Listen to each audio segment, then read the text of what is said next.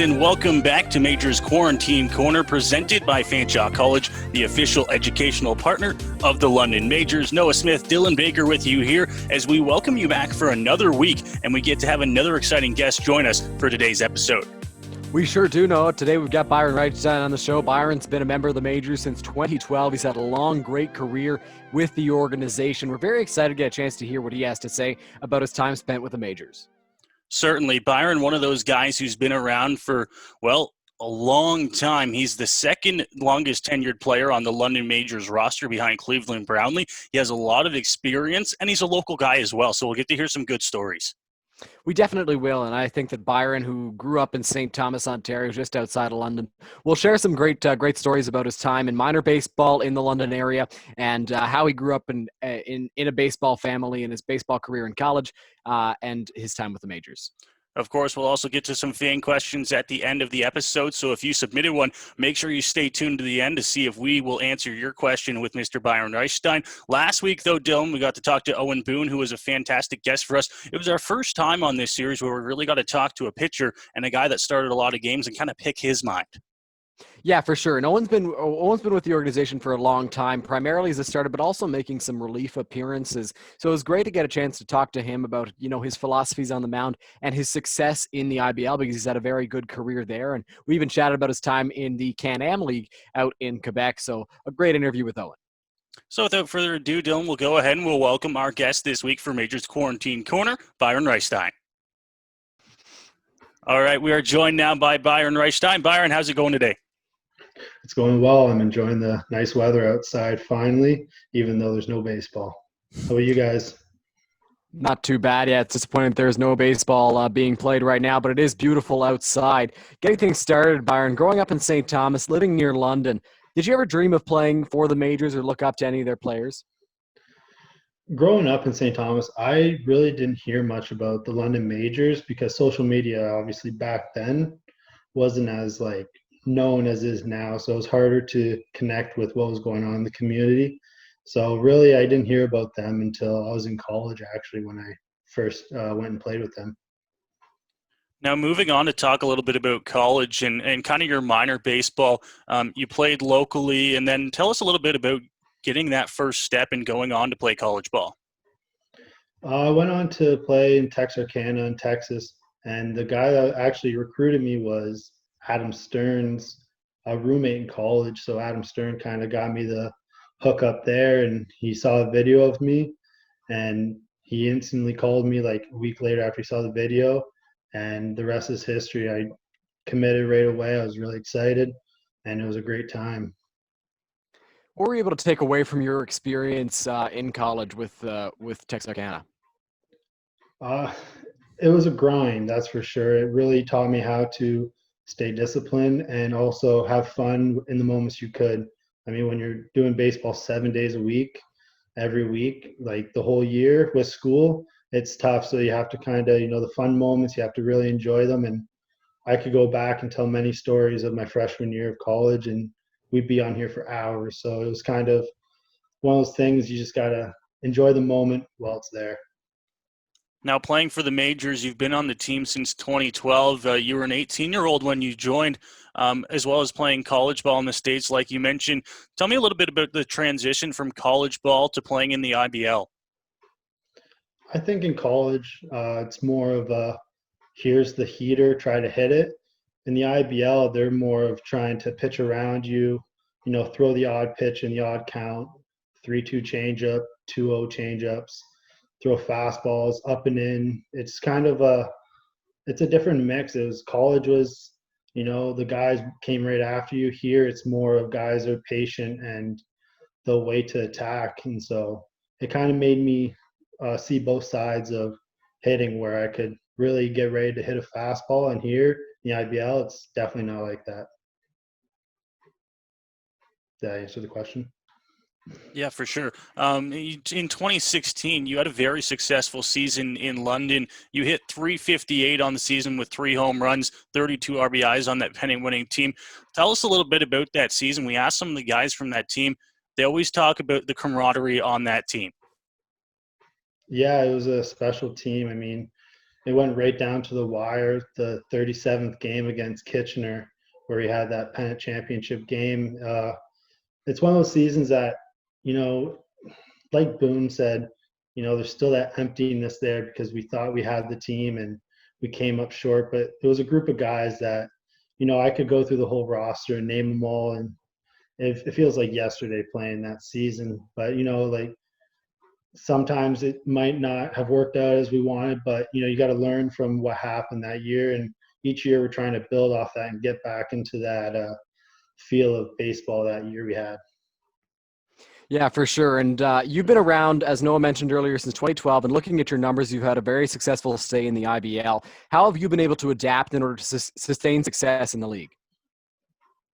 I think it's just my work ethic. I mean, in the off season, we start up in mid-January, and you know, I'm always thinking baseball. Even October, November, December, I'm still in that mindset of baseball. Baseball's been with me since I was 4 years old, so you know, I'm trying to keep myself engaged in as much as possible, whether it be coaching or playing. So, just staying in shape, also just working out, swinging the bat, throwing the ball as much as I can to keep my body limber and ready to go. Now we have some good pictures that you actually sent in from your baseball career. I'll start off with the first one here. You at college, and it looks like you're hugging a coach here. Can you kind of explain this picture to us? Yes, so we referred to him as Pops. When I was at Navarro, my roommate first practice, we walked up to the field, and he's like, "Hey man, I got to introduce you to someone. He's going to be a guy that you're going to get real close with because he's such like a big influence on the team." And he was just a guy that was around all year. You know, he's one of the most positive people. He looked at all of us like we were his children. He just wanted the best for us. And unfortunately, he passed away not too long ago. But you know, I still have a photo in my wallet of him and I, that same photo hugging. It, you know, brings back good memories of my time at Navarro. We went to the World Series that year, and he was just a guy that was always in my ear, being very positive. He had a saying, it was relax, track it, and whack it when I went up to the plate. So, you know, it's something I won't forget. It's awesome that you're able to have such a special bond with your coach. Now, the second picture we've got of you here is you standing with a bowling pin. Looks like it's from Palisade. Could you tell us a little bit more about that one? Yeah, so my coach, Casey Pullum, he he wanted me to take a photo with him in that bowling pin. So we got, I think it was, I forget who the photographer was, but got it already set up. And I guess as the photo was about to be taken, he ended up dipping from the photo, and it was just me standing there. So I think it's just funny, like just the moments I have with the majors, just goofy things like that, where, you know, with all seriousness, there is some fun and just things you got to laugh at. Moving back to baseball a little bit, you've been with the team since 2012. Are some of those moments you just talked about the reasons that keep you coming back to the majors year after year? Yeah, for sure. You know, like little things like that, you know, just give you a good little kick. You know, you always remember that. I mean, that was 8 years ago now, and it still feels like yesterday, my first year playing. You know, I wish I could go back to the way I played when I was younger, you know, just just the physical fitness I was at with the baseball. But yeah, year after year, just the community things we do, just giving back. You know, it's nice to, you know, do the Easter egg hunt every year. We did Pack the Park where we had a bunch of fans that would come and just watch the games. You know, it also helps with a big crowd watching on Friday nights. Helps, you know, just give you that extra little motivation to go to the field and just be ready to perform at your top. Yeah, for sure. And how special and important is that fan support to you? Because we hear it all the time from so many different players. London has some of the most rowdy fans in the league. They always come out and show their support. How special is it to you, and how important is that? It's very important. I mean, without the fans, there's no league. I mean, you talk to owners, coaches, and players, they always say if there's no fans, you don't have a team. And fortunate for London, we have many fans year after year come back and watch. And, you know, just going to the field and after the game, someone coming up to you and just referring to you as your first name instead of a number, saying, "Hey, Byron, you know, great job today." It really, you know, feels great to know that someone took the time to watch the game, watch how I did and remembered my name, not just, hey, number 22, you did well. So, the fan support's great. We have a good support system here in London with fans. They come back year after year. Yeah, it's something we hear from almost every single guy we talk to, not only playing in beautiful Labatt Park, but the fans that sit in those seats day in and day out to watch you guys, and the sport is unbelievable. Moving on to kind of some of the stuff that's going on right now, Byron, what have you been doing to kind of keep in shape in case we do get to have a baseball season this summer? Lots of golf. Swinging the golf club. No, I throw sometimes with Braden Farrington, an ex-London major, so I try to get out to the park and throw with him once or twice a week, keep the arm active. Legs, it's kind of difficult. Well, now with the nice weather, you can go out and run. I'm not a big jogger, so I like to not run. I go when I go to the golf course, I'll walk. So just I think and walking's enough for me. I feel like I'm athletic enough to where I only need a couple days, get a couple sprints in, I'll be ready for the season. Hitting, it's kind of difficult with nobody really around me that is also a hitter, so I'm kind of on my own on that one. Well, it's good that you've been able to stay in shape during all of this. And before we dive into some fan questions, you had a great idea in the KBO. They're playing baseball right now, and recently a picture surfaced of a bunch of stuffed animals in the crowd. Would you like to tell us a little bit about the idea that you had? Yeah, so I kind of just saw the photo, and at first I was confused. I thought it was like people, so I had to do a double look, and I was like, wait, that's stuffed animals. That's pretty cool. So I was like, it'd be a great idea if for every comment, share, and like on this video, I'm going to go out and buy one stuffed animal and make sure it's there at the home opener whenever that is. And I'm going to, after the game, make sure those get donated to the children's hospital locally to the kids that, are in the hospital, some of them fighting for their lives or just, there because treatments. So I kind of want to give back. So that kind of gave me the idea of when I saw the stuffed animals that's another way of giving back to the community. Certainly a great idea, Byron, and hopefully we do get to have that home opener this year. And I know me and Dylan would certainly be on board with helping you donate some animals for that game as well. We do have some fan questions that came in over the past few days as well for you, Byron. So we'll go ahead and we'll start off with those. The first one coming in from Ken here. He wants to know what your walk-up song is or what your walk-up song usually is, and why do you pick that song? So there's a mini story behind it. My first year when I came to the team, there was a guy by the name of Mike Henry. He was a pitcher who pitched, I believe, in the Reds organization. And when I showed up, he kind of was like, your last name sounds like a band, a German band. I was like, oh, really? He's like, yeah.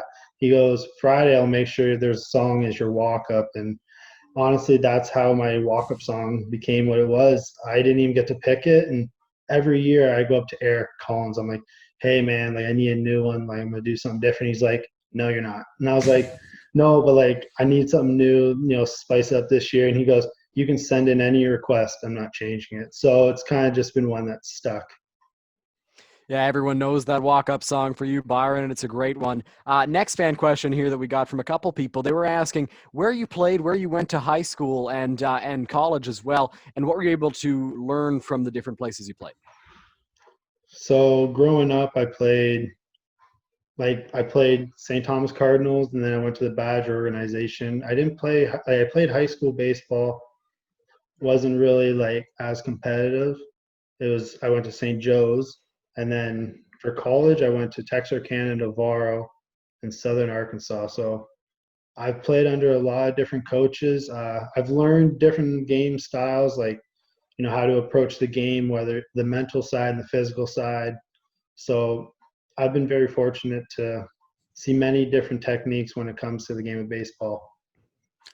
Our next fan question, Byron, a little bit of a lighter one from a former teammate of yours, Keith Candell. He wants to know how many balls you've hit in batting practice onto Riverside Drive that never found their way back into the bucket because you didn't like to follow the you hit it, you get it rule. I don't think there's as many as people want to think there is. There might be like one or two. Sorry, Scott and Root, but I don't feel like running and dodging through traffic to go get a baseball.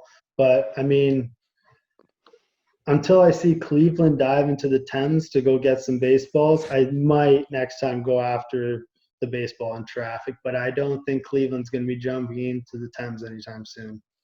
Watching you in Cleveland and BP is certainly a show for everyone who gets a chance to see it. Final fan question now coming from another former London Major and a guest on Major's Quarantine Corner. RJ Fewer asks for your thoughts on 2-0 breaking balls. 2-0 breaking balls for a lefty it's not too bad. I think it's more the 2-0 changeups. The 2-0 changeups are why I have trust issues. I'm gearing up for a fastball, and you see the ball come to the pitcher's hand. It's about belt high. I'm just thanking the Lord for that pitch, and then as I start swinging, it slows down. It's one of the most painful things. So I think the changeup is more grueling than a curveball. But I mean, still a 2-0 curveball is not really a nice pitch. All right, our last fan question, Byron, comes from a few familiar fans you might know from Toronto. They want to know what the best heckle you have ever heard from the Bushmen out at Christie Pitts. The Bushmen, the guys that watch the game at Christie Pitts. The best heckle I've heard from them, I don't really acknowledge them. Like, no offense to them, but out in right field, I don't really hear them because they're sitting down the third base side. But if they come to London, they're more than welcome to sit down the right field line and just give whatever they have towards me for heckles, because sometimes at the bat park it gets lonely out in right field with not too much action. But I will warn them, I've had some pretty good heckles come my way. My second year in college, I was playing right field, and there was a group of softball girls from the college sitting behind right field, and they kept saying, number 9, trying to get my attention. So I didn't really acknowledge them. A fly ball was hit my way. I caught it. And the one girl goes, "Damn, girl, look at that booty." And I'm like, did she just call me girl? I was like, oh. So I was flustered the rest of the game. I probably went over. I mean, it hit hard when they said that. So Bushmen, just letting you know, you got some competition for the heckles. Sounds like the challenge is out there for the Bushmen, and hopefully we'll get to see them down that right field line in London sometime soon. Yeah, for sure. It'd be nice to have them out there. Another great interview there as we got to talk to Byron Reichstein. Dylan, a few good questions we asked there, and Byron had some great stories from his time in college. And those pictures that we talked about, some great stories from Byron. Yeah, for sure. The pictures had stories to be told with them, some great memories for him, and he shared some fun stories with the chirps that he received back in college, and an overall great interview with him. Yeah, we love getting those fan questions in at the end so that we can kind of end on a lighter note, as well as, some people, they have serious questions, like why Byron has his walk-up song. And like you mentioned, a great story behind that. Yeah, for sure. Great story behind the walk-up song. Kind of a fun one, but at the same time, it really helps you understand the choice of song and how lighthearted some of the things are around the team. Well, we will end it off here for today, but don't miss us next week as we have another great guest lined up. So we will see you next week here on Major's Quarantine Corner.